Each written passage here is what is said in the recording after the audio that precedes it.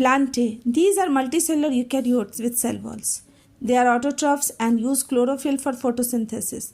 Thus, all plants are included in this group, since plants and animals are most visible forms of the diversity of life around us. So, kingdom Plantae include all the varieties of plants we see around us. They may be herbs, they may be shrubs, they may be plants, they may be trees. So, varieties of plant life we see around us, and they have been classified upon certain criteria. The first level of classification among plants depends on whether the plant body has well differentiated distinct components. So the plant body have distinct components. Distinct components means they have well differentiated roots, stems and leaves. So the first criteria for classification was presence of distinct components.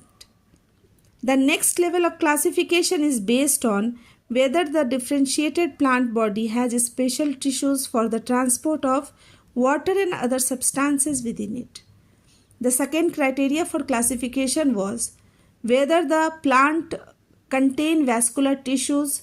Here vascular tissues are xylem and phloem that are needed for the conduction of water and food.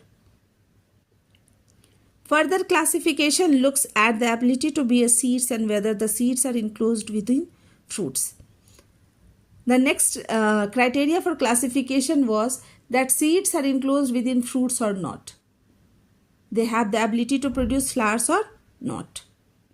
So these were the criteria for classification, and on this basis the plants were classified under groups and subgroups. You can see here the grouping of plant kingdom. Plant kingdom was classified into two different categories, cryptogamy and phanerogamy. Cryptogamy contain all seedless plants. They are not bearing seeds, whereas phanerogamy contain all seed plants. Cryptogamy was further classified into three groups, Thallophyta, Bryophyta, Pteridophyta. Phanerogams were classified into two groups, Gymnosperms and Angiosperms. Angiosperms were further classified into two subgroups, Dicot and Monocot.